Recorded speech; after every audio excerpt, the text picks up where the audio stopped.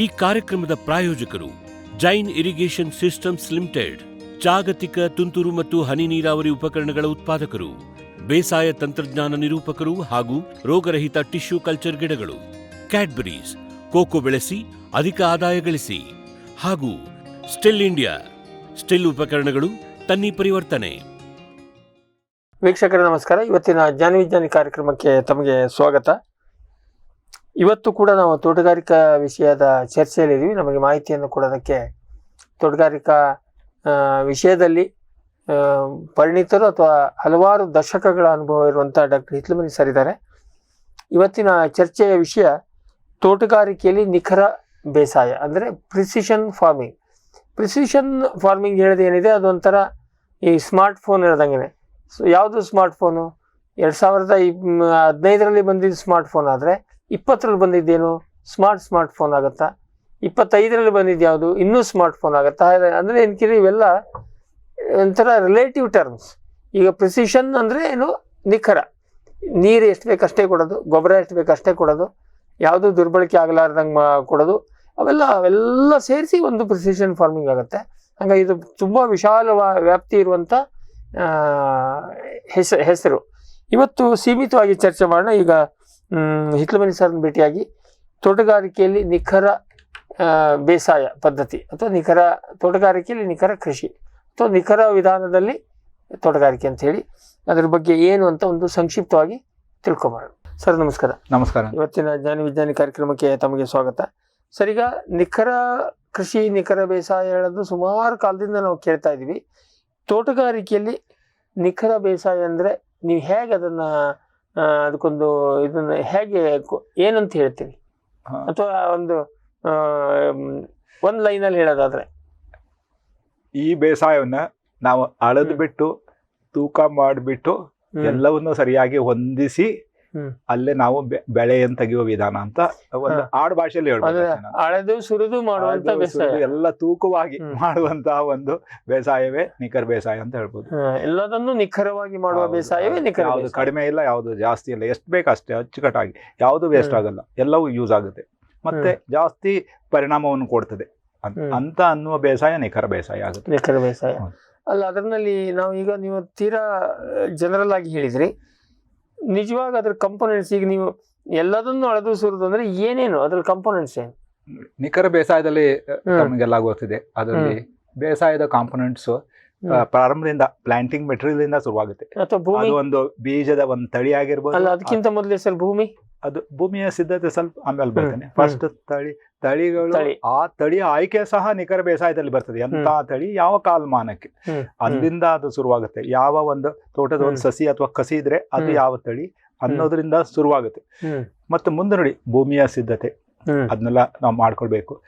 ಅದರಲ್ಲಿ ನಾರ್ಮಲಿ ಈಗ ನಿಖರ ಬೇಸಾಯ ಮಾಡ್ಬೇಕಾದ್ರೆ ಎರಡಿದೆ. ಒಂದು ಮಟ್ಟವಾದ ಭೂಮಿಯಲ್ಲಿ ಕೆಲವರು ಮಾಡ್ತಾರೆ, ಇನ್ನೊಂದು ಏರು ಮಡಿ ಮಾಡ್ಬಿಟ್ಟು ಅಲ್ಲಿನೂ ಮಾಡ್ಕೊಳ್ತಾರೆ. ಏರು ಮಡಿ ಮಾಡ್ಕೊಳ್ಳೋದು ಬೆಟರ್ ಅನ್ಸುತ್ತೆ. ಮುಂದೆ ಬೇರೆ ಬೇರೆ ಭೂಮಿಯ ಆಯ್ಕೆ ಮತ್ತು ಸಿದ್ಧತೆ ಆಯ್ತು. ದೆನ್ ನೀರಾವರಿಯ ಪದ್ಧತಿ ನೋಡಿ, ನೀರಾವರಿ ಪದ್ಧತಿ, ನೀರು ಹಾಯಿಸೋದು ನಿಖರ ಬೇಸಾಯ ಆಗಲ್ಲ, ಅದು ಹಳೆ ಪದ್ಧತಿ. ನಾವು ಡ್ರಿಪ್ ಇರಿಗೇಷನ್ ಕೊಡ್ಬೇಕಾಗುತ್ತೆ. ಡ್ರಿಪ್ ಇರಿಗೇಷನ್ ಮೇಲ್ಗಡೆ ಮಲ್ಚಿಂಗ್ ಬರ್ತದೆ, ಮಲ್ಚಿಂಗ್ ಶೀಟ್ ಬರುತ್ತೆ.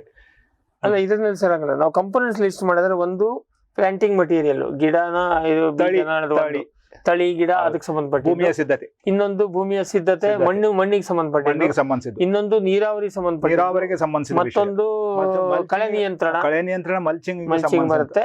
ಆಮೇಲೆ ಗೊಬ್ಬರ ಅಂದ್ರೆ ನ್ಯೂಟ್ರಿಯೆಂಟ್ಸ್, ಪೋಷಕಾಂಶವನ್ನು ನೀಡುವುದು ಯಾವುದು, ಎಷ್ಟು, ಮತ್ತು ಅದಾದ್ಮೇಲೆ ಕೆಲವೊಂದು ಉಪದ್ರವಗಳು ಕಾಣಿಸ್ಕೊಳ್ತವೆ, ರೋಗ ಕೀಟ. ಫಾರ್ ಎಕ್ಸಾಂಪಲ್, ಅತಿಯಾದ ಬಿಸಿಲಾಗಿರ್ಬೋದು, ಅಥವಾ ಕೆಲವೊಂದು ಆಣೆಕಲ್ಲಿನ ಹಾವಳಿ ಆಗಿರ್ಬೋದು, ಅಥವಾ ಒಂದು ಕೀಟ ರೋಗಗಳ ಹಾವಳಿ ಆಗಿರ್ಬೋದು, ಅದನ್ನು ಸಹ ಕಂಟ್ರೋಲ್ ಮಾಡೋದು ಸಹ ಅದರಲ್ಲೇ ಬರುತ್ತೆ.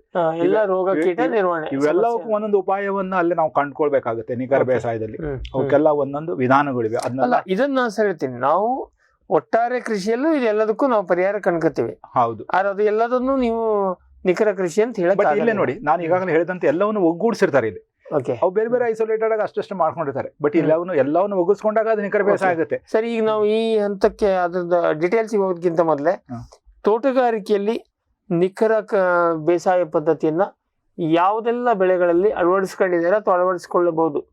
ಮುಖ್ಯವಾಗಿ ನಿಖರ ಬೇಸಾಯವನ್ನೇ ನಾನು ಒಂದು ಇದನ್ನ ಹೇಳ್ಬೇಕಂದ್ರೆ, ಸಂಕ್ಷಿಪ್ತವಾಗಿ ಹೇಳ್ಬೇಕಂದ್ರೆ, ಎಲ್ಲೇ ಇದು ಜಾಸ್ತಿ ನಮಗೆ ಪರಿಣಾಮವನ್ನು ಕೊಡುತ್ತದೆ, ಎಲ್ಲೆಲ್ಲಿ ರೈತರಿಗೆ ಇದರ ಅವಶ್ಯಕತೆ ಇದೆ ಅಂತಲ್ಲಿ, ಅದು ಒಂದೇ ಒಂದಂತಂದ್ರೆ ತುಂಬಾ ಕಾಸ್ಟ್ಲಿ ತಳಿಗಳು ಇರ್ತವೆ, ಮತ್ತೆ ತುಂಬಾ ಹೈ ವ್ಯಾಲ್ಯೂ ಪ್ರೊಡ್ಯೂಸ್ ಕೊಡುವಂತಹ ಇದು ಒಂದು ಬೆಳೆ ಇರುತ್ತೆ. ಅಂಥದ್ದು ಇದ್ದಾಗ ಅಲ್ಲಿ ನಾವು ಇದನ್ನ ಮಾಡಿದಾಗ ಪರಿಣಾಮ ನಮಗೆ ಜಾಸ್ತಿ ಸಿಗುತ್ತೆ. ಅಲ್ಲೇ ರೈತರು ಈ ಎಲ್ಲ ನಿಖರ ಬೇಸಾಯ ಮಾಡಕ್ ಹಿಂದೆ ಮುಂದೆ ನೋಡಲ್ಲ. ಯಾಕಂದ್ರೆ ಅವ್ರಿಗೆ ಆ ಬೆಳೆಯಿಂದ ಸಾಕಷ್ಟು ಲಾಭದ ಒಂದು ಅವಕಾಶ ಇದ್ದೇ ಇರುತ್ತೆ. ಆ ಲಾಭ ಮಾರ್ಕೆಟ್ ಅಲ್ಲಿ ಚೆನ್ನಾಗಿ ಮಾರಾಟ ಆಗುತ್ತೆ ಆ ಫಸಲು. ಹೈ ವ್ಯಾಲ್ಯೂ ವೆಜಿಟೇಬಲ್ ಆಗಿರ್ಬೋದು, ಹೈ ವ್ಯಾಲ್ಯೂ ಅನ್ಸುತ್ತೆ ಫ್ಲವರ್ ಕ್ರಾಪ್ಸ್ ಆಗಿರ್ಬೋದು, ಅನೇಕ ಬೆಳೆ, ಯಾವುದೇ ಹಣ್ಣಿನ ಬೆಳೆಗಳಿರ್ಬೋದು, ಯಾವ್ದೇ ಇರ್ಬೋದು. ಏಕಾಏಕಿ ನೀವು ಈಗ ಕೊತ್ತಂಬರಿ ಕಟ್ಟಿಗೋ ಕರಿಬೇವಿಗೂ ಮಾಡಿದ್ರೆ ಇದು ಅಂತ ಅವೈಲೇಬಲ್ ಆಗ್ಲಿಕ್ಕಿಲ್ಲ ಅಂತ. ಅವೆಲ್ಲ ನೋಡಿ low value, normally low value, ಅವೆಲ್ಲ ಲೋ ವ್ಯಾಲ್ಯೂ ಪ್ರೊಡ್ಯೂಸ್ ಆಗುತ್ತೆ. ಇಲ್ಲಿ ಸ್ವಲ್ಪ ಮೀಡಿಯಂ ಟು ಹೈ ವ್ಯಾಲ್ಯೂದಲ್ಲಿ ಇದು ಜಾಸ್ತಿ ಆಶಯವನ್ನು ನಾವು ಇಟ್ಕೊಳ್ತಾರೆ ರೈತರು ಇದ್ರ ಬಗ್ಗೆ. ಸೊ ಇದರಲ್ಲಿ ಅದು ಹಣ್ಣಿರ್ಬೋದು, ಹೂವು ಇರ್ಬೋದು, ಇನ್ನೊಂದು ತರಕಾರಿ ಇರ್ಬೋದು, ಒಟ್ಟಾರೆ ಏನ್ ಕೇಳಿರಿ ಇಲ್ಲಿ ಸ್ವಲ್ಪ ಸುಪೀರಿಯರ್ ಬೆಳೆಗಳು, ಒಂಥರ ಹೈ ವ್ಯಾಲ್ಯೂ, ಹೆಚ್ಚು ದುಡ್ಡು ತರುವಂತ, ಸಿಂಪಲ್. ಎಲ್ಲಿ ಹೆಚ್ಚಿಗೆ ದುಡ್ಡಿದೆಯೋ ಅಲ್ಲಿ ದುಡ್ಡು ನಾವು ಖರ್ಚು ಮಾಡಿ ಅದಕ್ಕೆ ಹೆಚ್ಚು ಶ್ರದ್ಧೆ ಕೊಟ್ಟು ಮಾಡಿದ್ರೆ ವರ್ಕೌಟ್ ಆಗ್ತದೆ. ಮತ್ತೆ ಅವು ಸಾಮಾನ್ಯವಾಗಿ ಸ್ಪಂದಿಸ್ತವೆ. ಯಾವ ಬೆಳೆ ಹೆಚ್ಚು ಈ ತರ ಎಲ್ಲ ಪದ್ಧತಿಗಳಿಗೆ, ಮಾಡರ್ನ್ ಪದ್ಧತಿಗಳಿಗೆ ಸ್ಪಂದಿಸ್ತದೋ ಅದಕ್ಕೆ ನಾವು ನಿಖರ ಕೃಷಿಯನ್ನು ಅಳವಡಿಸ್ಕೊಳ್ಳೋದು ಸೂಕ್ತ ಅಂತ ನಾನು ಹೇಳ್ತೇನೆ. ಸರ್, ಈಗ ನಾವು ಕರ್ನಾಟಕದ ಮಟ್ಟಿಗೆ ನೋಡೋದಾದ್ರೆ ಹೆಚ್ಚು ಆತರ ದುಬಾರಿ ಕೃಷಿ ಇರೋದು ನಗರದ ಸುತ್ತನೇ ಇರುತ್ತೆ ಸಾಮಾನ್ಯವಾಗಿ. ಆದ್ರೆ ಒಟ್ಟಾರೆಯಾಗಿ ಈ ನಿಖರ ಕೃಷಿ ವಿಧಾನಗಳನ್ನ ಯಾವೆಲ್ಲ ಬೆಳೆಗಳಲ್ಲಿ ಹೆಚ್ಚಾಗಿ ಅಳವಡಿಸ್ಕೊಂಡಿದ್ದಾರೆ ನೀವು ನೋಡದಂತೆ? ಇದು ಪ್ರದೇಶವಾರು ಹೋಗೋದು ಬೆಟರ್ ಅನ್ಸುತ್ತೆ. ಯಾಕಂತಂದ್ರೆ ಕೆಲವೊಂದು ಪ್ರದೇಶಗಳಲ್ಲಿ ತೋಟಗಾರಿಕೆಯ ತಂತ್ರಜ್ಞಾನ ತುಂಬಾ ಮುಂದುವರೆದಿದೆ.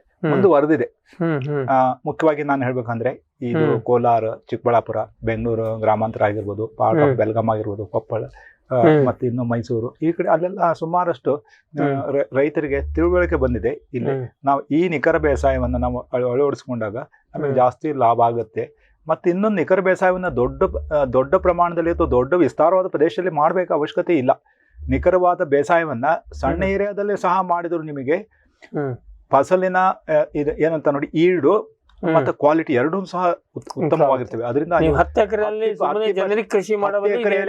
ಎಕರೆಯಲ್ಲಿ ಜನರಲ್ ಕಲ್ಟಿವೇಶನ್ ಮಾಡೋದಕ್ಕಿಂತ 2 ಎಕರೆಯಲ್ಲಿ ನೀವು ಕ್ರಿಸ್ಟಿಯನ್ ಫಾರ್ಮಿಂಗ್ ಮಾಡಿದ್ರೆ ಒಟ್ಟಾರೆ ಬರುವಂತ ವರಮಾನ ಅಷ್ಟೇ ಇರುತ್ತೆ. ಅದರಿಂದ ಇಲ್ಲಿ ಏರಿಯಾದಕ್ಕಿಂತ ಯಾವ ಬೆಳೆ ಇಂಟೆನ್ಸಿವ್ ಕಲ್ಟಿವೇಶನ್ ಆಗಿರೋದ್ರಿಂದ ಸಣ್ಣ ಏರಿಯಾದಲ್ಲಿ ಸಹ ಮಾಡಿದ್ರು ಸಹ ಇದು ಲಾಭವಾಗಿ ಪರಿಣಮಿಸ್ತದೆ. ಈಗ ನೀವು ನೋಡಿದಂತೆ ನಮ್ಮಲ್ಲಿ ಹೆಚ್ಚು ಯಾವ್ದು ಈ ಇದ್ರಲ್ಲಿ ಅಪ್ಲೈ ಆಗಿದೆ? ಒಂದು ಪಾಲಿಹೌಸ್ನವರಂತೂ ಮಾಡ್ತಾರೆ. ಪಾಲಿಹೌಸ್ನೊಳಗೆ ಮಾಡ್ತಾರೆ ನೋಡಿ, ಪಾಲಿ ಗ್ರೀನ್ ಹೌಸ್ ಕಲ್ಟಿವೇಶನ್. ಅದು ನಿಖರ ಬೇಸಾಯದ ಒಂದು ಪರಮೋಚ್ಚ ಸ್ಥಿತಿ.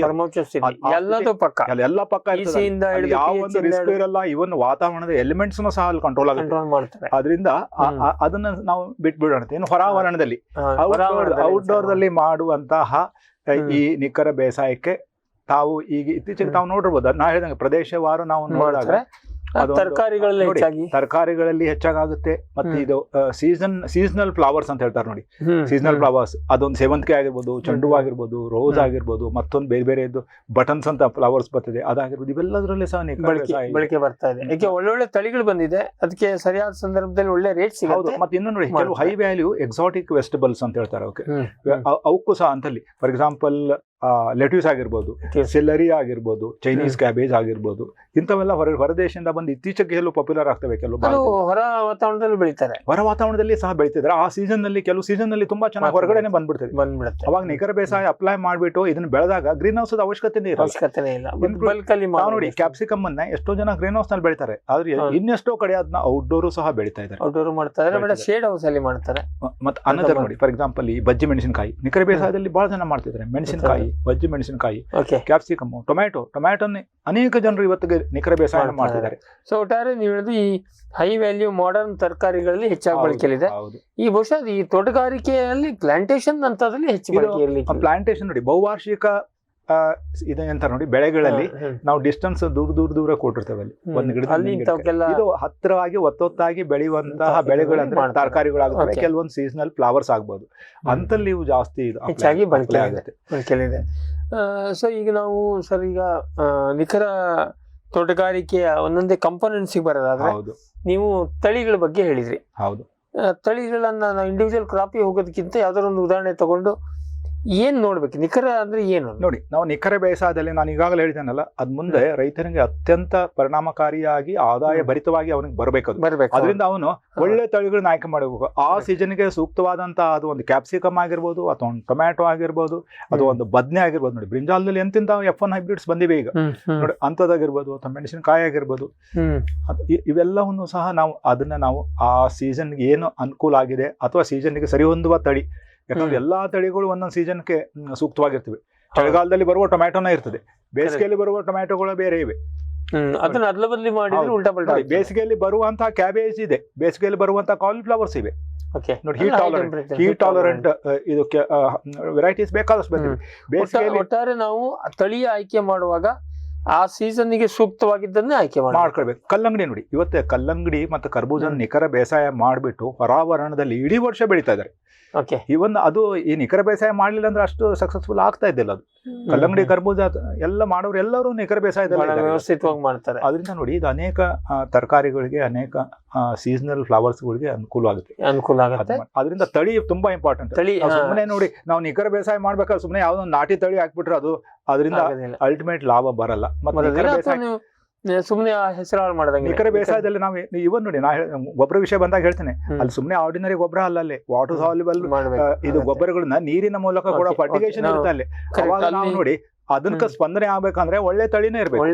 ಒಳ್ಳೆ ಬೆಸ್ಟ್ ತಳಿ, ಆ ಬೆಳೆಯಲ್ಲಿ ಇರುವಂತ ಬೆಸ್ಟ್ ಆಫ್ ದಿ ಬೆಸ್ಟ್ ತಳಿ, ಮತ್ತೆ ಆ ತಳಿ ಆ ಸೀಸನ್ಗೆ ಸರಿ ಹೊಂದುವಂತ ಆ ಸೀಸನ್, ಅಲ್ಲಿಯ ವಾತಾವರಣ, ಹೌದು, ಆಮೇಲೆ ಅಲ್ಲಿಯ ಮಣ್ಣು.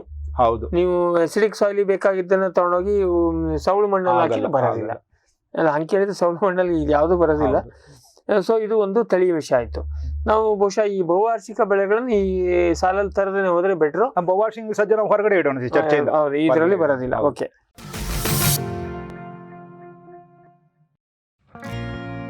ಜೈನ್ ಇರಿಗೇಷನ್ ಸಿಸ್ಟಮ್ಸ್ ಲಿಮಿಟೆಡ್ ಭಾರತದ ಹನಿ ನೀರಾವರಿ ತಂತ್ರಜ್ಞಾನದ ಪ್ರಥಮ ಪ್ರವರ್ತಕ, ಜಗತ್ತಿನ ಅತಿ ದೊಡ್ಡ ಸ್ಪ್ರಿಂಕ್ಲರ್ಸ್ ಉತ್ಪಾದಕ ಕಂಪನಿ. ಸಂರಕ್ಷಿತ ಕೃಷಿಯಲ್ಲಿ ಹಸಿರು ಮನೆಗಾಗಿ ಮಿಸ್ಟರ್, ಫಾಗರ್, ಫ್ಯಾನ್ ಮತ್ತು ಪ್ಯಾಡ್ ಹಾಗೂ ನೆರಳು ಮನೆ, ಸ್ವಯಂ ಚಾಲಿತ ನೀರಾವರಿ ವ್ಯವಸ್ಥೆ ಮತ್ತು ರಸಾವರಿ ತಂತ್ರಜ್ಞಾನ.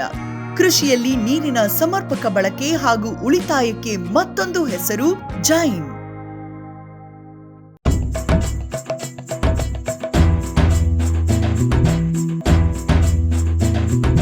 ಕೃಷಿ ಪ್ರಗತಿ ಸಾಕಾರವಾಯಿತು, ಸ್ಟಿಲ್ ತಂತ್ರಜ್ಞಾನದಿ ಸಾಧ್ಯವಾಯಿತು, ಬದಲಾವಣೆಗೆ ಕಾಲ ಕೂಡಿ ಬಂತು. ಸ್ಟಿಲ್ ಉಪಕರಣಗಳು ತನ್ನಿ ಪರಿವರ್ತನೆ.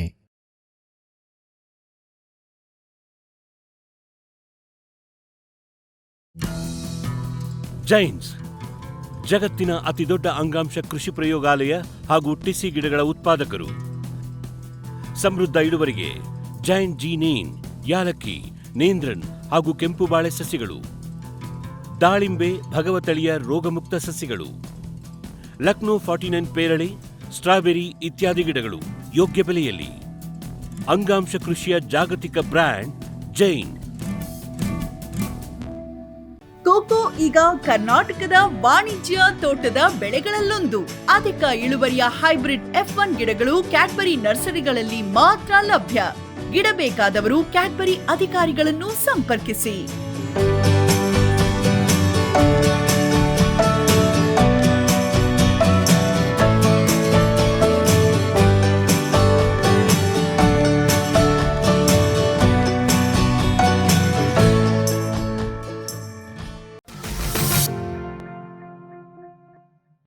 ಇದು ಆಯ್ತು. ಆಮೇಲೆ ಸರ್, ಈಗ ಮಣ್ಣಿನ ಎರಡನೇ ಕಂಪೋನೆಂಟ್ ಮಣ್ಣು ಅಥವಾ ಭೂಮಿಯ ಸಿದ್ಧತೆಗೆ ಅಂದ್ರೆ ಏನ್ ಹೇಳ್ತೀರಿ? ನಿಖರ ಬೇಸಾಯ ಕಾನ್ಸೆಪ್ಟ್ ಏನು ಅದರಲ್ಲಿ? ಮಣ್ಣು ನಾನು ಫಸ್ಟ್ ನೋಡಿ, ನಾವು ತೋಟವನ್ನೇ ಯಾವ ಭೂಮಿ ಅಂತ ಇರ್ತದಲ್ಲ ಅದನ್ನ ನಾವು ಕಳೆಗಳನ್ನೆಲ್ಲ ಅಲ್ಲಿಂದ ತೆಗೆದ್ಬಿಟ್ಟು ಅದನ್ನೇ ಸ್ವಚ್ಛಗೊಳಿಸಬೇಕಾಗಿದೆ. ಯಾಕಂದ್ರೆ ನಿಖರ ಬೇಸಾಯದಲ್ಲಿ ಪ್ರಾರಂಭದಲ್ಲೇ ನಾವು ಕಳೆಗಳನ್ನೇ ನಾವು ಬಿಟ್ಕೊಳ್ಬಾರ್ದು ಯಾವುದು. ಅದು ಸಣ್ಣ ಏರಿಯಾನ ಆಗಿರ್ಬೋದು, 1 ಎಕರೆ ಅರ್ಧ ಎಕರೆನ ಆಗಿರ್ಬೋದು, ಅಲ್ಲೇ ಮಾಡೋರು ಚೆನ್ನಾಗಿ ಆ ಕಳೆಗಳನ್ನೆಲ್ಲ ಫಸ್ಟ್ ನಿವಾರಿಸ್ಬಿಟ್ಟು ಆಮೇಲೆ ಅಲ್ಲೇ ಅದನ್ನ ಏರು ಮಡಿಗಳನ್ನ ಮಾಡ್ತಾರೆ ಎಲ್ಲ ಕಡೆ. ಆ ತಳಿಗಳ ಅನುಸಾರವಾಗಿ, ಆ ತಳಿ ಕೊಡುವ ಸ್ಪೇಸಿಂಗ್ ಅನುಸಾರವಾಗಿ 1 ಲೈನು 2 ಲೈನು 3 ಲೈನ್ ಏರು ಮಡಿಗಳನ್ನ ಮಾಡಿಬಿಟ್ಟು ಅಲ್ಲೇನೆ. ಕೆಲವು ಸರ್ತಿಗೆ ಏನಾಗುತ್ತೆ, ನಿಖರ ಬೇಸಾಯದಲ್ಲಿ ಕೆಲವು ರೈತರು ವಿಡಿಸೈಡ್ಸ್ ಯೂಸ್ ಮಾಡ್ತಾರೆ, ಕಳೆ ನಿಯಂತ್ರಣಕ್ಕೆ ವಿಡಿಸೈಡ್ಸ್ ಯೂಸ್ ಮಾಡ್ತಾರೆ. ಓಕೆ, 1 ಟೈಮ್ ಮಾಡಿದಾಗ ಅದು ಅದ ಭೂಮಿ ಸಿದ್ಧತೆ ಆದ್ಮೇಲೆ ನಾವು ಅಲ್ಲೇ ಅಂದ್ರೆ ಸಸಿಗಳಿಗೆ ಸರಿ ಹೊಂದುವಂತೆ ಡ್ರಿಪ್ ಲೈನರ್ಸ್ ಅಳವಡಿಸ್ಕೊಳ್ಬೇಕಾಗುತ್ತೆ. ಏರು ಮಡಿಯನ್ನು ಮಾಡೋದು ಅದಕ್ಕಿಂತ ಮೊದಲೇ ಕಳೆಯನ್ನ ಸಂಪೂರ್ಣವಾಗಿ ನಾಶ ಮಾಡ್ತೀವಿ. ಏರು ಮಡಿಯಲ್ಲಿ ಮೊದಲೇಕೆ ನಾವು ಆರ್ಗ್ಯಾನಿಕ್ ಮ್ಯಾಟರ್ ಅವನ್ನೆಲ್ಲ ಹಾಕಿರ್ಬೇಕು. ಫರ್ಟಿಲೈಸರ್ ಅವಶ್ಯಕತೆ ಏನಿಲ್ಲ. ಮತ್ತೆ ಸಾಯಿಲ್ ಕಂಡೀಷನರ್ಸ್ ಏನಾದ್ರು ಇದ್ರೆ, ಫಾರ್ ಎಕ್ಸಾಂಪಲ್ ಜಿಪ್ಸಮ್ ಅಥವಾ ಕ್ಯಾಲ್ಸಿಯಂ ಕೊಡದಿದ್ರೆ ಮೊದಲೇಕೆ ಹಾಕಿ ಅದನ್ನ ಅವೆಲ್ಲ ಪೂರ್ವ ಸಿದ್ಧತೆ ಅದನ್ನ ಮಾಡ್ಕೊಂಡು ಡ್ರಿಪ್ ಲೈನರ್ಸ್ ಹಾಕಿಬಿಟ್ಟು ಅದ್ ಮೇಲ್ಗಡೆ ಮಲ್ಚಿಂಗ್ ಶೀಟ್ ಮಲ್ಚಿಂಗ್ ಶೀಟ್ ಅನ್ನ ಎಳೆದು ಬಿಟ್ಟು ಅದ ಮುಂದೆ ಇದು ಎಲ್ಲೆಲ್ಲಿ ಡ್ರಿಪ್ಪರ್ಸ್ ಬರ್ತದೆ ಅಲ್ಲೇ ನಾವು ಸಣ್ಣ ಸಣ್ಣ ಹೋಲ್ಸ್ ಮಾಡ್ತೇವೆ. ಸಣ್ಣ ಹೋಲ್ಸ್ ನ ಮಾಡಿಬಿಟ್ಟು ಅಲ್ಲಿ ಮುಂದೆ ಆ ಸಸಿಗಳನ್ನ ನೆಡಬೇಕಾಗುತ್ತದೆ. ಅಥವಾ ನಾರ್ಮಲಿ ಬೀಜ ಹಾಕೋದು ಯಾವುದಿಲ್ಲ ಇವತ್ತಿಗೆ. ನೋಡಿ, ಎಲ್ಲವನ್ನೂ ಸಸಿ ನೆಡ್ತಾರೆ. ಕರ್ಬೂಜ ಕಲ್ಲಂಗಡಿಗೂ ಸಹ ಇವತ್ತಿಗೆ ಸಸಿಗಳನ್ನ ಕೆಲವು ಬೀಜನೂ ಹಾಕ್ತಾರೆ. ಅದು ಆದಷ್ಟು ಕಡಿಮೆ ಆಗಿದೆ. ಯಾಕಂದ್ರೆ ಖುಷಿ ಹೋಗ್ತದೆ ನೋಡಿ, ಈಗ ನೋಡಿ ತುಂಬಾ ಲೇಟ್ ಆಗಿ ಈಗೇನಂತ ನಾಟಿ ಮಾಡಕ್ ಪ್ರಾರಂಭ ಆಗಿದ್ದು ಕಲ್ಲಂಗಡಿ, ಕರ್ಬೂಜ, ಸೌತೆ ಇಂಥದ್ರಲ್ಲಿ. ಅದ್ರಲ್ಲಿ ಇದ್ದೇ ಇದ್ದಿಲ್ಲ ಹೇಳ್ತೀನಿ. ಅದ್ರಲ್ಲಿ ನಾವೆಲ್ಲ ಓದ್ಬೇಕಾದ್ರೆ ಡೈರೆಕ್ಟ್ ಸೋಯಿಂಗ್ ಅಂತಿತ್ತು. ಇವತ್ತಿಗೆ ಅದನ್ನೆಲ್ಲ ನರ್ಸರಿಯಲ್ಲಿ ರೆಡಿ ಮಾಡಿ ತಂದ್ಬಿಟ್ಟು ಅಲ್ಲಿ ನೆಡ್ತಾ ಇದ್ದಾರೆ. ಆದ್ರಿಂದ ನಾವು ನರ್ಸರಿ ಅವರಿಗೆ ಮೊದ್ಲೇಕೆ ಆರ್ಡರ್ ಕೊಟ್ಬಿಟ್ಟು ಆ ತಳಿಗಳನ್ನ ಪ್ರೋಟ್ರೇದಲ್ಲಿ ಅದ್ರ ಸಸಿಗಳನ್ನ ರೆಡಿ ಆಗಿರ್ಬೇಕು. ಆ ಟೈಮ್ಗೆ ಅವು ರೆಡಿ ಆಗಿ ನಮ್ಮ ಕೈ ಸೇರ್ಬೇಕು. ಅದನ್ನ ನಾವು ಈಗಾಗಲೇ ಕೆಳಗಡೆ ಭೂಮಿ ಸಿದ್ಧತೆ ಆಗಿದೆ, ಮೇಲೆ ಡ್ರಿಪ್ ಲೈನರ್ಸ್ ಅಳವಡಿಸಿದ್ದಾರೆ, ಮತ್ತೆ ಅದ್ರ ಮೇಲ್ಗಡೆ ಅದ್ರಲ್ಲಿ ಹೋಲ್ಸ್ ಮಾಡಿದ್ದಾರೆ. ಅಲ್ಲಿ ನಾವು ಆ ಅಂತರಕ್ಕೆ ತಕ್ಕಂತೆ ನಾವು ಅಲ್ಲಿ ಆ ಸಸ್ಯಗಳನ್ನ ನಾಟಿ ಮಾಡ್ಬೇಕಾಗುತ್ತೆ. ಟ್ರಾನ್ಸ್ಪ್ಲಾಂಟಿಂಗ್ ಮಾಡಿದಾಗ ಮುಂದೆ ನೀರನ್ನು ಹೋಗುತ್ತೆ, ಮುಂದೆ ಅದಕ್ಕೆ ಗೊಬ್ಬರ ಅಂದ್ರೆ ರಸಗೊಬ್ಬರಗಳನ್ನ ಅದರ ಮೂಲಕ ಅಲ್ಲಿ ನಾವು ಕೊಡ್ಬೇಕು, ಅನುಕೂಲ ಆಗುತ್ತೆ. ಸೊ ನೀವು ಹೇಳೋದು ಈಗ ಭೂಮಿ ತಯಾರಿ ಒಳಗೆ ಎಲ್ಲ ನಿಖರ ಅಂದ್ರೆ ಎಲ್ಲ ಪಕ್ಕಾನೇ ಇರಬೇಕು ಅಲ್ಲಿ, ಮತ್ತೆ ಯಾವ ರಿಸ್ಕ್ ತಗೊಳ್ಬಾರ್ದು. ಕೆಲಸ ನಿಮಟೋಡ್ ಅಂತದ್ ಏನಾದ್ರು ಇದ್ರೆ ಮೊದ್ಲೇಗೆ ಅದಕ್ಕೆ ಸಂಬಂಧಿಸಿದಂತ ಒಂದು ಪೂರ್ವ ಸಿದ್ಧತೆಯಲ್ಲಿ ಬೆಡ್ಡಲ್ಲಿ ಕೊಟ್ಟು ಬಿಡಬೇಕು. ಅದು ನಾವು ನಿಮ್ಯಾಟಿಸೈಡ್ಸ್ ಅನ್ನು ಕೊಟ್ಟು ಮುಗಿಸಬೇಕು. ಅಥವಾ ಏನಾದ್ರು ಇನ್ಸೆಕ್ಟ್ಸ್ ಇತ್ತು ಅಂತಂದ್ರೆ, ರೂಟ್ ಗ್ರಬ್ಸ್ ಇದ್ರೆ ಅದೆಲ್ಲ ನಾವು ಫಸ್ಟ್ ಕಂಟ್ರೋಲ್ ಮಾಡ್ಕೊಳ್ಬೇಕು. ಅದಕ್ಕೆ ರಾಸಾಯನಿಕ ಇರ್ಬೋದು ಅಥವಾ ಸಾವಯವ ರೀತಿಯಲ್ಲಿ ಫೆಸಿಲೋಮೈಸಿಸ್ ಅಂತ ಬಳಕೆ ಮಾಡೋದು, ಇನ್ಯಾವುದೋ ಒಂದನ್ನ ಮೆಟ್ರೈಸಿಯಂ ಬಳಕೆ ಮಾಡೋದು ಮಾಡ್ಕೊಂಡು ಮಾಡಬೇಕು. ಸೊ ಅದು ಏನೇ ಇದ್ರು ಬೆಡ್ ತಯಾರಾಗಿ ಪ್ಲಾಸ್ಟಿಕ್ ಹೊತ್ಸೋದ್ರೊಳಗೆ ಮುಗಿಸ್ಬಿಡ್ಬೇಕು. ಹೌದು, ಯಾಕಂದ್ರೆ ಒಂದ್ಸರಿ ಮಲ್ಚು ಹೊಡಿಸಿದಾಗ ಮತ್ತೆ ನಾವು ಅದನ್ನ ಓಪನ್ ಮಾಡೋ ಪ್ರಶ್ನೆ ಬರಲ್ಲ. ಮುಂದೆ ನೋಡಿ, ಯಾಕಂದ್ರೆ ಮೂಲ ಸಾವಯವ ಗೊಬ್ಬರ ಕೊಟ್ಬಿಟ್ಟಿರ್ತೇವೆ, ಆಮೇಲೆ ಕೊಡೋದೆಲ್ಲ ನಾವು ರಸಗೊಬ್ಬರಗಳನ್ನೇ ಕೊಡ್ಬೇಕಾಗುತ್ತೆ. ನೀರಲ್ಲಿ ಕರಗುವ ಅಂದ್ರೆ ವಾಟರ್. ಈಗ ಮುಂದಿನ ಹಂತಕ್ಕೆ ಬಂದ್ರೆ ಸರಿ, ಈಗ ನೀವು ಗಿಡ ನಾಟಿ ಮಾಡಾಯ್ತು. ಹೌದು. ನೆಕ್ಸ್ಟ್ ನೀರಾವರಿ ಮುಗಿಸ್ಬಿಡು, ಆಮೇಲೆ ಗೊಬ್ಬರ ಕೊಡೋಣ. ನೀರಾವರಿಯಲ್ಲಿ ಇನ್ವೇರಿಯಬಲಿ ಡ್ರಿಪ್ ಇರಿಗೇಷನ್ ನಿಖರ ಬೇಸಾಯದಲ್ಲಿ 100% ಡ್ರಿಪ್ ಇರಿಗೇಷನ್. ಅಲ್ಲೇ ಡ್ರಿಪ್ ಇರಿಗೇಷನ್ ಈ ಮೇಜರ್ ಕಾಂಪೋನೆಂಟ್ ಮಿಸ್ ಆದ್ರೆ ಅದು ನಿಖರ ಬೇಸಾಯ ಆಗೋದಿಲ್ಲ. 100% ಅಲ್ಲಿ ಅದು ಹಾಗೆ ಆಗುತ್ತೆ. ಅಂದ್ರೆ ಇಲ್ಲಿ ನಿಖರ ಅಂದ್ರೆ ನೀರು ಎಷ್ಟು ಬೇಕೋ ಅಷ್ಟೇ, ಯಾವಾಗ ಬೇಕೋ ಅವಾಗ ಅಷ್ಟು ಮಾತ್ರ ಕೊಡೋದು. ನಾವ್ ಹೇಳಿದ್ ಕರೆಕ್ಟ್ ಇದೆ ನೋಡಿ. ಇಲ್ಲಿ ನೀರನ್ನು ಕೊಡ್ಬೇಕಾದ್ರೆ ನೀರ್ ಇದೆ ಅಂದ್ಕೊಂಡು ನಾವು ಚೆಲ್ಲಾಟ ಆಡಕ್ ಆಗಲ್ಲ. ನೋಡಿ, ನೀರಿನ ಗುಣಮಟ್ಟ ಕೂಡ ನೀರಿನ ಗುಣಮಟ್ಟ ಚೆನ್ನಾಗಿರೋದ್ರ ಜೊತೆಗೆ ಮತ್ತೆ ಆ ಸ್ಟೇಜ್ ಅಲ್ಲಿ ಎಷ್ಟು ನೀರು ಕೊಡ್ಬೇಕು ಅಷ್ಟೇ ಕೊಡ್ಬೇಕು. ಫಾರ್ ಎಕ್ಸಾಂಪಲ್ ಸಸಿ ನಾಟಿ ಮಾಡಿದ್ದೇವೆ, ಮತ್ತೆ ಇನ್ನೊಂದು ಕಡೆ ನೋಡಿ ಅದು ಬೆಳೆದು ದೊಡ್ಡದಾದಂತ ಬಳ್ಳಿ ಇದೆ, ಅವೆರಡಕ್ಕೂ ನೀರಿನ ರಿಕ್ವೈರ್ಮೆಂಟ್ ಬೇರೆ ಬೇರೆ ಇರುತ್ತೆ ನೋಡಿ. ಅದೇ ಆಗ ನಾವು ನೆಟ್ಟಂತ ಒಂದು ಟೊಮ್ಯಾಟೊ ಅಥವಾ ಕ್ಯಾಪ್ಸಿಕಮ್ ಸೀಡ್ಲಿಂಗ್ ಇದು ರಿಕ್ವೈರ್ಮೆಂಟ್ಗೂ ಅದು ಚೆನ್ನಾಗಿ ಬೆಳೆದಂತದಕ್ಕೂ ಅದಿದ್ದಾಗ ಪ್ರಾರಂಭದಲ್ಲಿ ಎಷ್ಟು ಕೊಡ್ಬೇಕು ನಾವು ಅಷ್ಟು ಕೊಡ್ಬೇಕಾಗುತ್ತೆ. ಆದ್ಮೇಲೆ 1 ಲೀಟರ್ ಅಥವಾ 2 ಲೀಟರ್ಗೆ ಅದು ಕ್ಲೋಸ್ ಆಗುತ್ತೆ ನೋಡಿ ಅಷ್ಟು. ಆದ್ರಿಂದ ಅಷ್ಟು ಅವಧಿವರೆಗೆ ಆ ಡ್ರಿಪ್ಪರ್ ಮೂಲಕ ಅದು ಹೋಗುತ್ತೆ. ಮತ್ತೆ ಅದು ಎಲ್ಲಾ ಕಡೆ ಡ್ರಿಪ್ಪರ್ ಮೂಲಕ ಸರಿಯಾಗಿ ಬೀಳ್ತದೆ ಅಥವಾ ಅದು ಕಟ್ಕೊಂಡಿದೆ ಅನ್ನೋದು ನಮಗೆ ಚೆಕ್ಅಪ್ ಮಾಡ್ಬೇಕಾಗುತ್ತೆ. ಗೊತ್ತಾಗ್ಬಿಡ್ತದೆ ಅಲ್ಲಿ ಸರಿಯಾಗಿ ಗಿಡ ಬರ್ಲಿಲ್ಲ ಅಥವಾ ಒಣಗಾಕ್ ಸ್ಟಾರ್ಟ್ ಆಯ್ತು ಅಂದ್ರೆ ಅಲ್ಲೆಲ್ಲೋ ಡ್ರಿಪ್ ಪ್ರಾಬ್ಲಮ್ ಆಗಿದೆ ಅಂತ. ಅವಾಗ ಅದನ್ನ ಸರಿಪಡಿಸ್ಬೇಕಾಗುತ್ತೆ. ಮತ್ತೆ ನಾರ್ಮಲಿ ಎಲ್ಲಾ ಡಿಪ್ಪರ್ಸ್ ಗಿಡದ ಬುಡದಲ್ಲೇ ಇರಲ್ಲ, ಸ್ವಲ್ಪ ದೂರದಲ್ಲಿ ಇರ್ತವೆ. ನಾವು ಹೋಲ್ ಮಾಡಿರ್ತೇವಲ್ಲ ಅದರಿಂದ ಸ್ವಲ್ಪ ದೂರದಲ್ಲೇ ಇರ್ತೀವಿ. ಒಂದು 4 ಬುಡದಲ್ಲಿ ನೋಡಿ, ಯಾವುದೇ ಒಂದು ತರಕಾರಿ ಆಗ್ಲಿ, ಹೂವಾಗ್ಲಿ, ಮತ್ತೊಂದಾಗ್ಲಿ ಬುಡದಲ್ಲೇನೆ ನೀರ್ ಬಿದ್ದು ತೇವಾಂಶ ಜಾಸ್ತಿ ಆದ್ರೆ ಅದು ಕೊಳತ್ ಹೋಗುತ್ತೆ ಸಾಧ್ಯತೆ ಸ್ವಲ್ಪ ದೂರದಲ್ಲಿ. ಮತ್ತೆ ಇವನ್ನ ವಿಲ್ಟ್ ರೋಗ ಅಲ್ಲೇ ಕಾಯ್ತಾ ಇರ್ತದೆ ವಿಲ್ಟಿಂಗ್ ಆರ್ಗನಿಸಮ್ಸ್, ಅದು ಫಂಗಸ್ ಆಗಿರ್ಬೋದು, ಬ್ಯಾಕ್ಟೀರಿಯನ್ ಆಗಿರ್ಬೋದು, ಅದು ಕಾಯ್ತಾ ಇರ್ತದೆ. ಅಥವಾ ಇವನ್ ಫಿಸಿಕಲ್ ರಾಟಿಂಗು ಆಗ್ಬೋದು ಜಾಸ್ತಿ. ಅದರಿಂದ ಇದನ್ನ ಅವಾಯ್ಡ್ ಮಾಡ್ಬೇಕಾದ್ರೆ ಡ್ರಿಪ್ಪರ್ಸ್ ಯಾವಾಗಲೂ ಸ್ವಲ್ಪ ದೂರ ಇರಬೇಕು. ಮತ್ತೆ ಇನ್ನೊಂದು ನೋಡಿ, ಮೇಲ್ಗಡೆ ಸ್ವಲ್ಪ ದೂರ ಇದ್ರು ಸಹ ಒಳಗಡೆ ಮಾಯಿಶ್ಚರ್ ಬರುತ್ತೆ. ಹಾರಿಜಾಂಟಲ್ ಅದನ್ನ ಅವಶ್ಯವಾಗಿ ನಾವು ಮಾಡ್ಕೋಬೇಕಾಗುತ್ತೆ.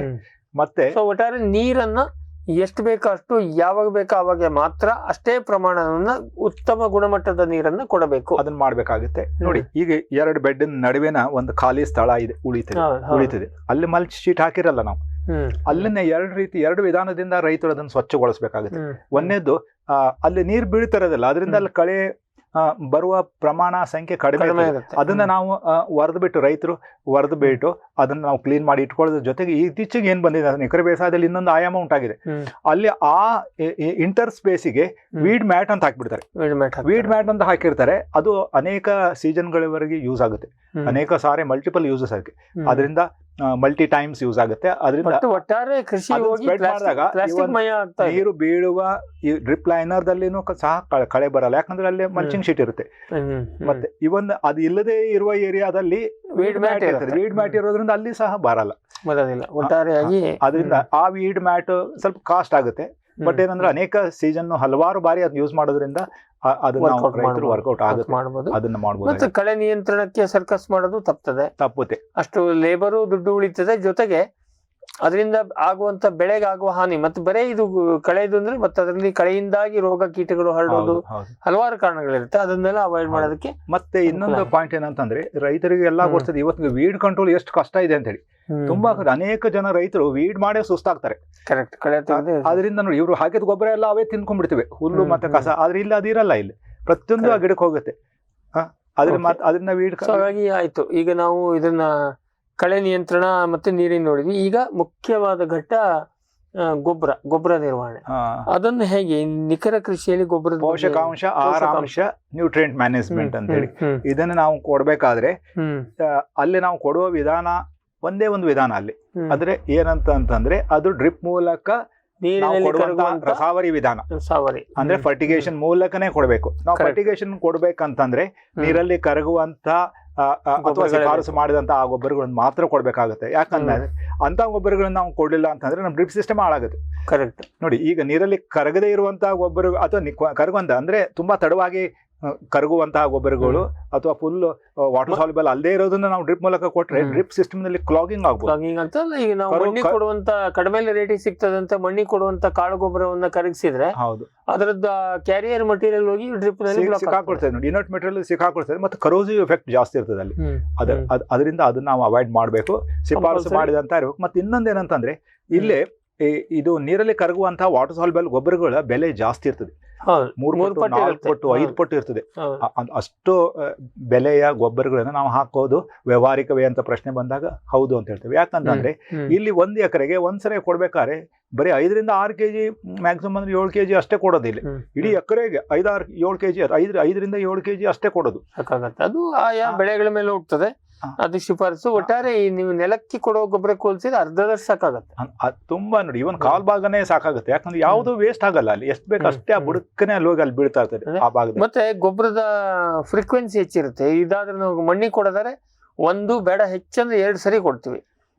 ಇದ್ರಲ್ಲಿ ನಾವು ಫರ್ಟಿಗೇಷನ್ ಯೂನಿಟ್ ಅಲ್ಲಿ ಹಲವಾರು ಬಾರಿ ನಾವು ಅವ್ರು ಶಿಫಾರಸು ಮಾಡಿದ ಹಲವಾರು ಬಾರಿ ಮತ್ತೆ ಯಾವ ಸೀಸನ್ ನಲ್ಲಿ ಅದು grand growth period, flowering, fertigation, fruit growth ಆ ಸೀಸನ್ ನಾವು ಅಡ್ಜಸ್ಟ್ ಮಾಡ್ಕೊಂಡ್ಬಿಟ್ಟು ನಾವು ಆ ಪ್ರಮಾಣದಲ್ಲಿ ಅಲ್ಲೇ ಕೊಡ್ಬೇಕಾಗುತ್ತೆ. ಮತ್ತೆ ಯಾವ್ದು ಗೊಬ್ಬರ ಇಲ್ಲಿ ವೇಸ್ಟ್ ಆಗಲ್ಲ, ಎಲ್ಲವೂ ಗಿಡದ ಬೇರಿಗೆ ಹೋಗಿ ಅದ್ರ ಫಲ ನಿರೀಕ್ಷಿತ ರೀತಿಯಲ್ಲೇ ಇರುತ್ತೆ. ಹಾಗಾಗಿ ಗೊಬ್ಬರವನ್ನ ನಾವು ಅಥವಾ ಪೋಷಕಾಂಶವನ್ನ ಯಾವ್ದು ಬೇಕು ಅದನ್ನ ಬಹಳ ವ್ಯವಸ್ಥಿತವಾಗಿ ಕೊಡೋದು ಈ ನಿಖರ ಬೇಸಾಯ ಅಥವಾ ನಿಖರ ತೋಟಗಾರಿಕೆಯ ಒಂದು ಮಹತ್ವದ ಅಂಶ. ಗೊಬ್ಬರ ವೇಸ್ಟು ಆಗ್ಬಾರ್ದು, ಕಡಿಮೆನೂ ಆಗ್ಬಾರ್ದು ಹಾಗೆ ಹೇಳಿ. ಮತ್ತೆ ಯಾವ್ದೋ ತಪ್ಪು ಗೊಬ್ಬರಗಳನ್ನು ಕೊಡೋದು ಸಮಂಜಸ ಅಲ್ಲ. ಆ ಮಣ್ಣಿನ ಪರಿಸ್ಥಿತಿಗೆ ನೋಡ್ಕೊಂಡು ಎಸಿಡಿಕ್ ಸಾಯಿಲ್, ಇದು ಸಲೈನ್ ಸಾಯಿಲಿಗೆ ನೋಡ್ಕೊಂಡು ಅದಕ್ಕೆ ಪಕ್ಕಾ ಶಿಫಾರಸು ಏನಿದೆ ಅದನ್ನೇ ಕೊಡಬೇಕು, ಅಷ್ಟೇ ಕೊಡಬೇಕು. ಈಗ ಸರ್, ಇನ್ನೊಂದು ಕೊನೆಯಲ್ಲಿ ನಾವು ನೋಡೋದು ಅಂದ್ರೆ ಸಸ್ಯ ಸಂರಕ್ಷಣೆ. ಈ ವಿಷಯದಲ್ಲಿ ನಿಖರ ಕಾನ್ಸೆಪ್ಟ್ ಏನು? ಸಸ್ಯ ಸಂರಕ್ಷಣೆಯಲ್ಲಿ ನಾವು ಸ್ಪ್ರೇ ಮಾಡ್ಲೇಬೇಕಾಗುತ್ತೆ. ಯಾಕಂದ್ರೆ ಗಿಡ ಬೆಳೆದಿದ್ದು ಸಾಮಾನ್ಯ ವಾತಾವರಣದಲ್ಲೇ ಬೆಳೆದಿರ್ತದೆ ಮೇಲ್ಗಡೆ. ಅದಕ್ಕೆ ಎಲ್ಲಾ ರೋಗ ಮತ್ತು ಕೀಟಗಳು ಆ ಸೀಸನ್ ಅಲ್ಲಿ ಏನ್ ಬರ್ಬೇಕು ಅವೆಲ್ಲ ಬರ್ತಾ ಇರ್ತವೆ. ಅದರಿಂದ ನಾವು ಆ ರೋಗಗಳು ಪ್ರಾರಂಭದಲ್ಲೇನೆ ಅದನ್ನ ನಾವು ಅರ್ಥ ಮಾಡ್ಕೊಂಡ್ಬಿಟ್ಟು ಅವಕ್ಕೆ ನಾವು ಶಿಫಾರಸಿನಂತೆ ಸ್ಪ್ರೇ ಮಾಡ್ಬೇಕಾಗುತ್ತೆ. ಅದು ಕೀಟಗಳ ಹಾವಳಿ ಆಗಿರ್ಬೋದು ಅಥವಾ ರೋಗಗಳಾಗಿರ್ಬೋದು. ಮತ್ತೆ ಇಲ್ಲೇ ಬಂದ ಮೇಲೆ ನಾರ್ಮಲಿ ಮಾಡೋದು ಮುಂಜಾಗ್ರತೆಯಾಗಿ ನಾವು ಮಾಡ್ತಾರೆ. ಅಂದ್ರೆ ಪಿರಿಯಾಡಿಕಲಿ ಮಾಡ್ತಾ ಇದ್ದಾರೆ, ನಂಬರ್ ಆಫ್ ಸ್ಪ್ರೇನು ಸ್ವಲ್ಪ ಜಾಸ್ತಿ ಇರುತ್ತೆ. ಮತ್ತೆ ಇನ್ನೊಂದು ಮುಖ್ಯವಾಗಿ ಏನಂತಂದ್ರೆ ಕೆಲವೊಂದು ಕೀಟಗಳು ಬೇರುಗಳಿಗೆ ಹಾನಿ ಉಂಟು ಮಾಡ್ತೇವೆ. ಕೆಲವೊಂದು ಜಂತು ನಿಮೆಟೋಡ್ಸ್ ಅವಕ್ಕೆ ಅದನ್ನ ನಾವು ಆ ಜಂತುನಾಶಕ ಮತ್ತು ಕೀಟನಾಶಕನ ನೀರ್ ಮೂಲಕನೇ ಕೊಡ್ಬೇಕಾಗುತ್ತೆ. ಮಲ್ಚಿನ ತೆಗೆದ್ಬಿಟ್ಟು ಹಾಕಕ್ ಸಾಧ್ಯನೇ ಇಲ್ಲ. ಅದರಿಂದ ಸರಿನೂ ಅಲ್ಲ. ಅದರಿಂದ ನಾವು ಅದನ್ನೇ ಈಗ ಅನೇಕ ನಿಮ್ಯಾಟಿಸೈಡ್ಸ್ ಆಗಿರ್ಬೋದು, ಇನ್ಸೆಕ್ಟಿಸೈಡ್ಸ್ ನೀರಲ್ಲಿ ಕರಗುವಂತವು ಎಲ್ಲ ಕರಿತೀವಿ. ಅದನ್ನ ನಾವು ಡ್ರಿಪ್ ಮೂಲಕ ಕೊಟ್ಟಾಗ ಅಲ್ಲಿ ಪರಿಣಾಮ ಉಂಟಾಗುತ್ತೆ, ಸರಿಯಾಗಿ ಕಂಟ್ರೋಲ್ ಆಗುತ್ತೆ. ಎಸ್ಪೆಷಲಿ ನಿಮೆಟೋಡ್ಸ್ಗೆ ಈಜಿಯಾಗಿ ನಾವು ಅದನ್ನು ಸಹ ಇಲ್ಲಿ ನಾವು ಇತ್ತೀಚೆಗೆ ಎಲ್ಲಾ ನಿಮೆಟೋಡ್ ಜಾಸ್ತಿ ಆಗುತ್ತೆ. ಅದರಿಂದ ಅದನ್ನ ನಿಮೆಟೋಡ್ ಕಂಟ್ರೋಲ್ ಮಾಡಕ್ಕೆ ಒಳ್ಳೊಳ್ಳೆ ಪರಿಣಾಮಕಾರಿಯಾದ ನಿಮ್ಯಾಟಿಸೈಡ್ಸ್ ಇವೆ. ಬೇರಿಗೆ ಸಂಬಂಧಪಟ್ಟಂತ ಕೊಳೆ ರೋಗ ಅಂತ ಬರೋದಕ್ಕೂ ಎಲ್ಲ ಅವಕಾಶ ಇದೆ, ಅದನ್ನೆಲ್ಲ ಕೊಡ್ಬೇಕಾಗುತ್ತೆ.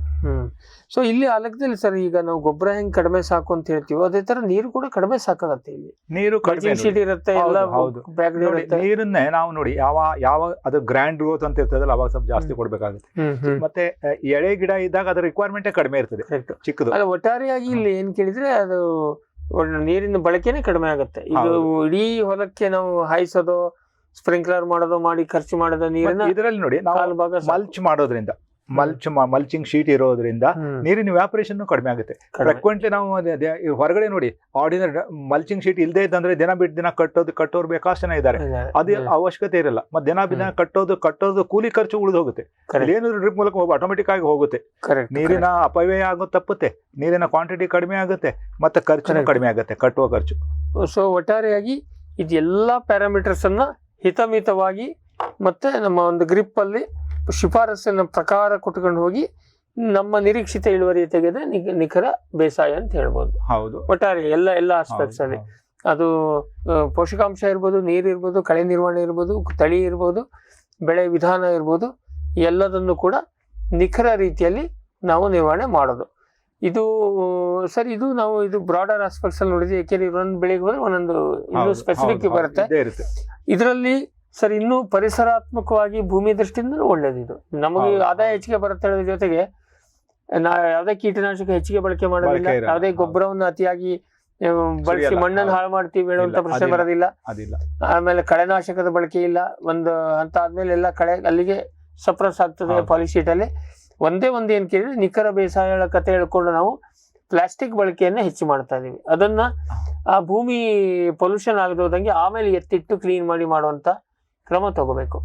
ಮಲ್ಚಿಂಗ್ ಶೀಟು ಬೇಗನೆ ಹೋಗ್ತದೆ ಒಂದ್ ಸೀಸನ್ಗೆ, ಅದನ್ನ ಅದು ಪೊಲ್ಯೂಷನ್ ಆಗದೋದಂಗೆ ನೋಡ್ಕೋಬೇಕು. ಅದೊಂದು ಬಿಟ್ರೆ ಉಳಿದಂತೆ ನಮಗೆ ಈ ತರ ಎಲ್ಲ ಇನ್ಪುಟ್ಸ್ ಬಳಕೆ ರೇಟ್ ದುಬಾರಿಯಾಗಿ ನಮಗೊಮ್ಮೆ ಕಾಸ್ಟ್ ಅಷ್ಟೇ ಆಗ್ಬೋದು, ಆದ್ರೆ ಭೂಮಿಯ ದೃಷ್ಟಿಯಿಂದ ಒಳ್ಳೇದು. ಅದ್ರ ಬಳಕೆ ಕಡಿಮೆ ಆಗುತ್ತೆ, ಅನಗತ್ಯವಾದ ಬಳಕೆ ಇಲ್ಲ ಇಲ್ಲಿ. ಅದ್ರ ಜೊತೆಗೆ ಉತ್ತಮ ಆದಾಯ ಕೂಡ ಬಂದು ನಮ್ಮ ನಿಶ್ಚಿತ ಆದಾಯಕ್ಕೆ ಅವಕಾಶ ಜಾಸ್ತಿ ಇರ್ತದೆ. ಮತ್ತೆ ಎಲ್ಲಕ್ಕಿಂತ ಮುಖ್ಯವಾಗಿ ಇದು ಕೂಲಿಕಾರರು ಎಲ್ಲಿ ಸಮಸ್ಯೆ ಜಾಸ್ತಿ ಇರ್ತದೋ ಅಲ್ಲಿ ಒಬ್ರು ಅಥವಾ ಇಬ್ಬರೇ ಅನೇಕ ಎಕರೆಯಷ್ಟು ಇದನ್ನ ನಿಖರ ಬೇಸಾಯ ಮಾಡ್ಬೋದು. ನೋಡಿ ನಾಟಿ ಗೀಟಿ ಮಾಡ್ಬೇಕಾದ್ರೆ ಡ್ರಿಪ್ ಅಳವಡಿಸಬೇಕಾದ್ರೆ ಅವಾಗ ಸ್ವಲ್ಪ ಜನ ಬೇಕಾಗ್ತದೆ, ಮುಂದೆ ಬೇಕಾಗೋದಿಲ್ಲ. ಕಳೆ ನಿಯಂತ್ರಣಕ್ಕಿಲ್ಲ, ಅದಿರೋದಿಲ್ಲ, ನೀರು ಕಟ್ಟಕ್ಕೆ ಜನ ಬೇಕಿಲ್ಲ, ಗೊಬ್ಬರ ಹಾಕೋದಕ್ಕೆ ಮತ್ತೆ ಬೇಕಿಲ್ಲ, ಎಲ್ಲ ಡ್ರಿಪ್ ನಲ್ಲಿ ಹೋಗ್ತದೆ. ಹಾಗಾಗಿ ಇನ್ನೇನಿದ್ರು ನಿಮ್ಗೆ ದೊಡ್ಡ ಪ್ರಮಾಣಕ್ಕೆ ಲೇಬರ್ ಬೇಕಾಗೋದು ಕೊಯ್ಲಿಂಗ್ ಮಾತ್ರ. ಮತ್ತೆ ಗುಣಮಟ್ಟ ಚೆನ್ನಾಗಿರ್ತದೆ. ನಾನು ಒಂದು ಎಕ್ಸಾಂಪಲ್ ಹೇಳ್ತೇನೆ. ಕರ್ಬೂಜ ಕಲ್ಲಂಗಡಿನೇ ನಾವು ಮಲ್ಚಿಂಗ್ ಶೀಟ್ ಮೇಲೆ ಕೂಡಿಸಿದಾಗ ಅಲ್ಲಿ ಮಣ್ಣು ಗಿಣ್ಣು ಅದು ಏನಿರಲ್ಲ, ಕೊಳೆಯುವುದಾಗಲಿ ಅಥವಾ ಮಣ್ಣು ಸೇರ್ಕೊಳ್ಳೋದಾಗಲಿ ಅಂತದ್ದು ಎಲ್ಲ ನೋಡಿ. ಕ್ಯಾಪ್ಸಿಕಮ್ ಆಗಿರ್ಬೋದು, ಬಜ್ಜಿ ಮೆಣಸಿನಕಾಯಿ ಆಗಿರ್ಬೋದು, ಅಥವಾ ಟೊಮ್ಯಾಟೊ ಆಗಿರ್ಬೋದು, ಬದನೆ ಆಗಿರ್ಬೋದು, ಅವೆಲ್ಲವೂ ಆ ಶೀಟ್ ಮೇಲೆ ಇರೋದ್ರಿಂದ ಅಲ್ಲಿ ಯಾವ ಮಣ್ಣಿನ ಸಂಪರ್ಕನೇ ಬರಲ್ಲ, ಸ್ವಚ್ಛವಾಗಿರ್ತವೆ. ಅದಕ್ಕೆ ಹೊಸದಾಗಿ ರೋಗ ಹಿಡಿಯೋ ಸಾಧ್ಯತೆನೂ ಕಡಿಮೆ, ಜೊತೆಗೆ ಅದರಿಂದ ಆ ರೋಗಗಳು ಬರಲ್ಲ ನೋಡಿ. ಅದರಿಂದ ಇದು ಎಲ್ಲಾ ರೀತಿಯಿಂದ ಒಂಥರ ಒಳ್ಳೆಯ ಅನುಕೂಲಕರ. ಅಸಂಬದ್ಧವಾಗಿ ಏನೇನೋ ಸಿಂಪಡಣೆ ಮಾಡಿ ಏನೇನೋ ಕೊಟ್ಟು ಮಾಡಿದಾಗ ಅದು ಗ್ರಾಹಕನ ಆರೋಗ್ಯ ದೃಷ್ಟಿಯಿಂದನೂ ಒಳ್ಳೇದಲ್ಲ. ಅದು ಕೂಡ ಈ ನಿಖರ ಕೃಷಿ ವೀಕ್ಷಕರೇ ನಮ್ಮ ಈ ಚರ್ಚೆ ನೋಡಿ, ಇದು ಸುಮ್ಮನೆ ಬ್ರಾಡರ್ ಔಟ್ಲೈನ್ ಮಾತಾಡಿದ್ವಿ. ಯಾಕೆ ನಿಖರ ಕೃಷಿ ಪ್ರಿಸಿಷನ್ ಫಾರ್ಮಿಂಗ್ ಹೇಳೋದು ಬಹಳ ಡೀಪ್ ಸಬ್ಜೆಕ್ಟ್, ಬಹಳ ಹೈ ಇವತ್ತಿನ ಇದರಲ್ಲಿ ನಮ್ಮ ಕೃಷಿ ವಿಜ್ಞಾನದಲ್ಲಿ ಹೈಯರ್ ಎಂಡ್ ಅಂತ ಹೇಳ್ಬೇಕು. ಇದನ್ನ ನಾವು ಸುಮ್ಮನೆ ಬ್ರಾಡರ್ ಲೈನ್ ಅಲ್ಲಿ ಚರ್ಚೆ ಮಾಡಿದ್ವಿ. ಇದರಿಂದ ರೈತರಿಗೆ ದುಡ್ಡಾಗ್ತದೆ ಹೇಳಿದ್ರೆ ಒಂದೇ ಅಲ್ಲದೆ ಒಟ್ಟಾರೆ ಪರಿಸರಾತ್ಮಕವಾಗಿ ಎಲ್ಲಾ ದೃಷ್ಟಿಯಿಂದ ಇದು ಖಂಡಿತವಾಗಿ ಒಳ್ಳೆಯದು. Correct. ಮತ್ತು ಗುಣಮಟ್ಟ ಪ್ರಾಡಕ್ಟ್ ಸಿಗುತ್ತೆ. ಗ್ರಾಹಕರಿಗೂ ಕೂಡ ಸಾಮಾನ್ಯವಾಗಿ ಇದನ್ನ ಸರಿಯಾಗಿ ಇದನ್ನ ಪ್ರಾಮಾಣಿಕವಾಗಿ ಇದನ್ನ ಇಂಪ್ಲಿಮೆಂಟ್ ಮಾಡಿದರೆ ಈ ಇದು ಏನು ಉಳಿಕೆ ಅಂಶಗಳು ಇಲ್ಲದೆ ಹೋದಂತಹ ಹೌದು. ಉತ್ತಮ ಗುಣಮಟ್ಟದ ಪದಾರ್ಥವನ್ನ ಪಡೆಯೋದಕ್ಕೆ ಅವಕಾಶ ಇದೆ ಅಂತ ಹೇಳ್ಕೊಂಡು ಇಷ್ಟೊತ್ತು ನಮಗೆ ಮಾಹಿತಿಯನ್ನು ಕೊಟ್ಟಿದ್ದಕ್ಕೆ ಹಿತ್ಲುಮನಿ ಸರ್ಗೆ ನಿಮ್ಮೆಲ್ಲರ ಪರವಾಗಿ ಮತ್ತೆ ನಮ್ಮ ವಾಹಿನಿಯ ಪರವಾಗಿ ಧನ್ಯವಾದವನ್ನು ಹೇಳಕ್ಕೆ ನಮಸ್ಕಾರ. ಇಷ್ಟಪಡ್ತೀವಿ. ವೀಕ್ಷಕರು, ನಿಮಗೂ ಕೂಡ ಈ ಚರ್ಚೆ ಪ್ರಯೋಜನಕ್ಕೆ ಬಂತು ಅಂತ ಅಂದ್ಕೊಂಡು ಇವತ್ತಿನ ಡೇಟಿಗೆ ಎಕ್ಸ್ಟೆನ್ಸಿವ್ ಕಲ್ಟಿವೇಶನ್ ಹೋಯ್ತು. ಊರು ತುಂಬ ಕೃಷಿ ಮಾಡ್ತೀನಿ ಹೇಳೋ ಕಾಲ ಹೋಯ್ತು, ಲೇಬರ್ ಇಲ್ಲ, ಬೇರೆ ಬೇರೆ ಕಾರಣಕ್ಕೆ. ಈಗೇನಿದ್ರು ಇಂಟೆನ್ಸಿವ್, ಈ ಜಮೀನು ಒಮ್ಮೆ ನಿಮ್ಗೆ ಹೆಚ್ಚಿಗೆ ಇದ್ರು ಅದನ್ನ ಡಿವೈಡ್ ಮಾಡಿ ಈ ಥರ ಫೋಕಸ್ ಮಾಡಿ ಬೆಳೆಯುವಂಥದ್ದು. 10 ಎಕರೆ ಅಲ್ಲಿ ಎಲ್ಲೋ ಹಾಕ್ಕೊಂಡು ನೀರು ಕಟ್ಟಿ ಮಾಡೋದಕ್ಕಿಂತ 1 ಎಕರೆಲ್ಲಿ ಹಾಕಿ 10 ಎಕರೆದ ಇನ್ಕಮ್ ತೆಗೆಯಕ್ಕೆ ಅವಕಾಶ ಇದೆ. ಉಳಿದ ಜಾಗದಲ್ಲಿ ನಿಮ್ಮ ಹೆಚ್ಚು ಹಸ್ತಕ್ಷೇಪ ಬೇಡಲಾರದಂಥ ಯಾವುದೋ ಪರ್ಮನೆಂಟ್ ಬೆಳೆಗಳಿಗೋ ಇನ್ನೇನೋ ಅಗ್ರೋ ಫಾರೆಸ್ಟಿಗೂ ಏನಕ್ಕೋ ಹೋಗ್ಬೋದು ಜಮೀನು ಹೆಚ್ಚಿದ್ದವರು. ಹಾಗಾಗಿ ಒಟ್ಟಾರೆಯಾಗಿ ಈ ನಿಖರ ಕೃಷಿ ಎಲ್ಲ ವಿಷಯದಲ್ಲೂ ನಿಖರನೇ. ಇವತ್ತು ಬರೀ ನಮ್ಮ ಜೀವನ ವಿಧಾನ ಕೂಡ ನಿಖರ ಕಡೆಗೇನೆ ಹೋಗ್ತಾ ಇದೆ. ಎಲ್ಲದು, ಅದು ಎಜುಕೇಷನ್ ಇರ್ಬೋದು, ಇನ್ನೊಂದಿರ್ಬೋದು, ಎಲ್ಲ ದೃಷ್ಟಿಯಿಂದ ಈ ನಿಖರ ಕೃಷಿ ವಿಧಾನ ಅನುಕೂಲ ಅಂತ ಹೇಳ್ಕೊಂಡು ಇವತ್ತಿನ ಜ್ಞಾನ ವಿಜ್ಞಾನಿ ಚರ್ಚೆಯನ್ನ ಇಲ್ಲಿಗೆ ಮುಗಿಸ್ತೀವಿ. ಮತ್ತೊಂದು ವಿಷಯದೊಂದಿಗೆ ಮುಂದಿನ ಜ್ಞಾನ ವಿಜ್ಞಾನಿ ಕಾರ್ಯಕ್ರಮದಲ್ಲಿ ಭೇಟಿಯಾಗೋಣ. ನಮಸ್ಕಾರ. ಈ ಕಾರ್ಯಕ್ರಮದ ಪ್ರಾಯೋಜಕರು ಜೈನ್ ಇರಿಗೇಷನ್ ಸಿಸ್ಟಮ್ಸ್ ಲಿಮಿಟೆಡ್, ಜಾಗತಿಕ ತುಂತುರು ಮತ್ತು ಹನಿ ನೀರಾವರಿ ಉಪಕರಣಗಳ ಉತ್ಪಾದಕರು, ಬೇಸಾಯ ತಂತ್ರಜ್ಞಾನ ನಿರೂಪಕರು ಹಾಗೂ ರೋಗರಹಿತ ಟಿಶ್ಯೂ ಕಲ್ಚರ್ ಗಿಡಗಳು, ಕ್ಯಾಡ್ಬರೀಸ್, ಕೋಕೋ ಬೆಳೆಸಿ ಅಧಿಕ ಆದಾಯ ಗಳಿಸಿ, ಹಾಗೂ ಸ್ಟಿಲ್ ಇಂಡಿಯಾ, ಸ್ಟಿಲ್ ಉಪಕರಣಗಳು ತನ್ನಿ ಪರಿವರ್ತನೆ.